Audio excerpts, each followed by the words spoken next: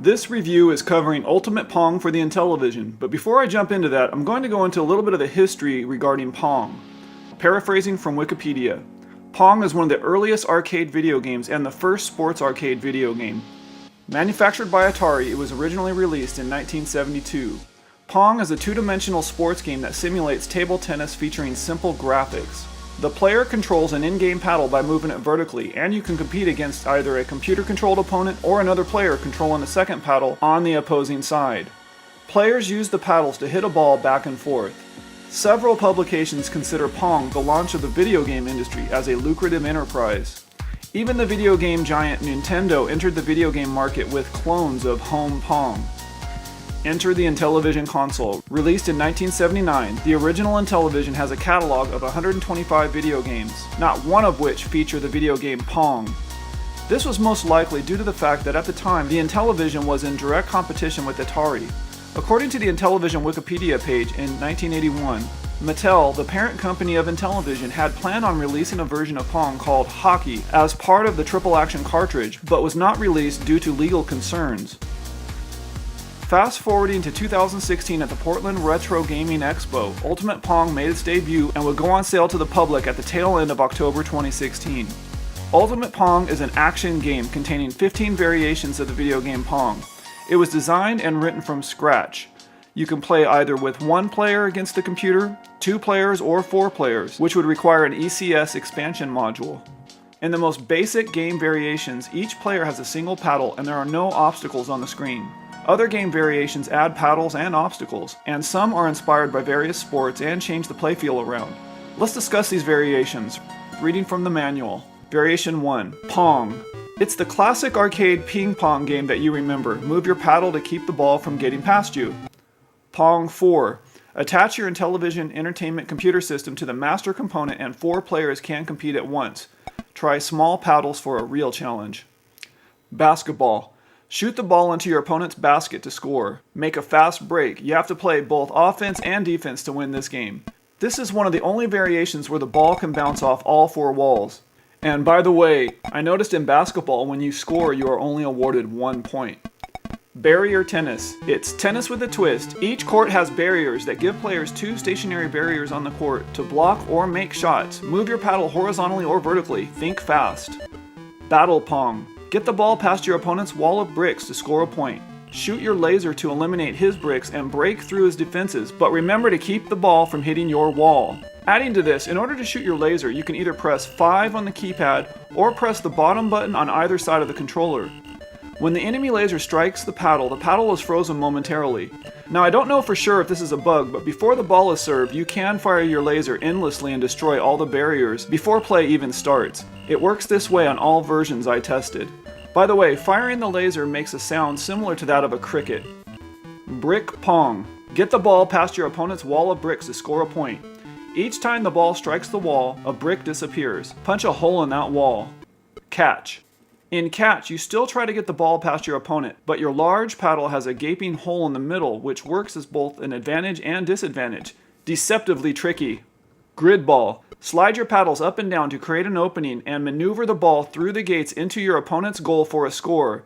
Are you sharp enough to watch all 3 gates at once?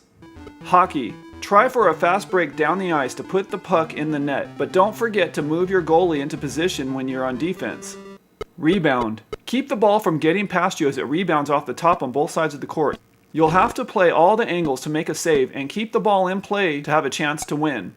Now I believe on this game type, I don't know if it was a bug, but I thought I would score on his side and it would give him the point. And I thought that was weird. Soccer. Move your paddle anywhere up and down the field to get an advantage and put the ball in the goal. But don't leave your own goal open too long or your opponent will move in for the score. This variation has a bug where the computer grabs the ball then gets stuck on either the top right or bottom right side of the playfield. However, sometimes you can move your paddle over there to help unstick it to continue play. Squash. Players alternate hitting the ball, trying to make their opponent miss. The ball changes color to indicate whose turn it is to hit. Target. Move your crosshair to target the ball as it moves across the screen. Then use the bottom side buttons or keypad to shoot and score. Is your eye-hand coordination up to the task? To me, Target is not really a Pong style of game because you are controlling crosshairs rather than paddles. In this game variation, once the computer chases the target off to the right side, it seems to get stuck there, only moving vertically. I consider this a bug since when this happens, it is way too easy to defeat the computer on any difficulty setting, rendering this option unplayable. Note, version 9 of the ROM seems to have fixed this issue when I tried it using my LTO flash cartridge. This variation suddenly comes to life and is quite fun and challenging to play. The download link will be in the video's description. Note, version 10 of the ROM, which I got a copy of from Atari Age user Rev, seems to have broken the target variation again during my testing. Tennis. Besides moving up and down the baseline, in this game you can charge the net to speed things up and try to catch your opponent off guard, just like in real tennis. Volleyball. Use as many hits as you need to get the ball over the net and keep it in play. If the ball isn't returned, a point is scored. Volleyball has a bug that can occasionally crop up where the CPU will just bounce the ball endlessly up and down and not move the ball anywhere. I had this happen in C1 difficulty setting with my cartridge version on Intellivision. Note, versions 9 and 10 of the ROM seem to have fixed this issue when I tried it using my LTO flash cartridge. The paddles now vibrate a little bit and this seems to keep the ball moving. Also, I thought in volleyball you should only be allowed to hit the ball 3 times before losing your turn. Not so in Pong volleyball. When you start up Ultimate Pong, the first screen you are presented with is a quick menu with 2 choices. Press 1 to start the game, or press 2 for options. There is a catchy song that plays in the background right away as soon as you power on your console, which can be toggled off and on by pressing clear on the keypad, bottom left button. Pressing 2 on the keypad brings you to the options screen where several game customizations can be made pertaining to the colors, paddles, and scoring. In order to change an option, you simply press the number key on the keypad pertaining to that option and keep pressing that same number until you are satisfied with your selection. Option 1 allows you to select between all 15 game modes. Option 2, select your opponent and computer difficulty. C1 is easy, C2 is medium, and C3 is hard. Option 3, select the play field color. Option 4, select the wall color. Option 5, change paddle 1 color. Option 6, change paddle 2 color. Option 7, change the ball color.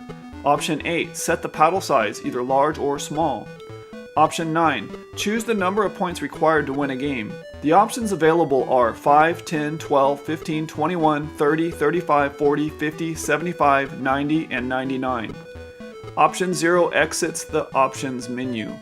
Note, when selecting your colors, be sure not to select any color combination in which the paddles are the same color as the playfield or background color. Exiting back to the main menu and pressing 1 will start the game. You will notice a different song will start playing at that time. I enjoy both songs, but they can be repetitive and again, they can be disabled by pressing clear on the keypad. In order to start the game, player 1 must press the top left or top right button to serve or launch the ball into play.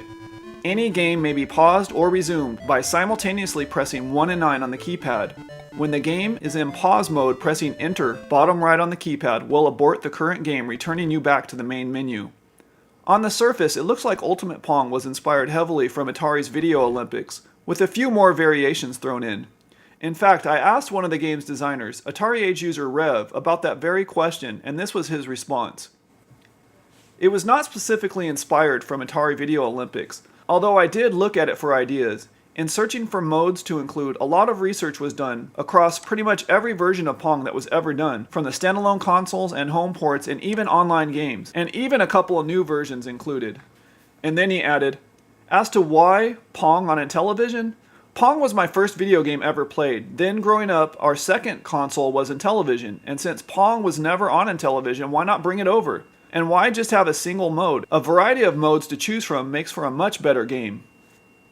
There were a couple of notable spelling errors that made it through quality assurance. I find it somewhat amusing that Ultimate is misspelled on the bottom flap of the box. On the PDF version of the manual, there are a couple of minor spelling issues in the paragraph covering barrier tennis. Also, Rev pointed out to me that in the printed version of the manual, the last person listed has his name misspelled. Really not a big deal. I understand sometimes, even when multiple people proofread everything, some things slip through the cracks. And as Rev mentioned, it adds a human element to the project. I find Ultimate Pong to be really fun, especially when playing with one or more human opponents. The graphics are exactly what you would expect from a Pong game, with a few improvements thrown in with regard to the color customizations. The ability to choose the various color options is a really nice feature. There are a total of 5 separate such options. The sound effects in Ultimate Pong are mostly what you would expect. There are a few extra sounds that were thrown in, such as one for firing your laser in the Battle Pong variation, or capturing the target in the Target variation. I like the nice image that was thrown in at the end of each game with the text, "How about another round?" There are a total of 6 variations that allow you to move your paddle not only vertically but also horizontally. They are soccer, target, tennis, basketball, barrier tennis, battle pong, and hockey. There aren't many Pong games out there that let you do that. It really adds to the fun. You can currently purchase a complete in-box copy of Ultimate Pong on the Intellivision Revolution website store. It comes beautifully packaged and includes the cartridge, manual, and 2 controller overlays. In addition, as a bonus, they even throw in a nice color pamphlet covering the history of Pong, a really nice touch. It can be had for $60 plus shipping. If that sounds too pricey, you can download the ROM over at the Intellivision Revolution website for free and play it on your emulator of choice or on a flash cartridge such as the LTO Flash. Go check out Intellivision Ultimate Pong and support the homebrew community whenever you can. This is a fun game to play and I highly recommend it.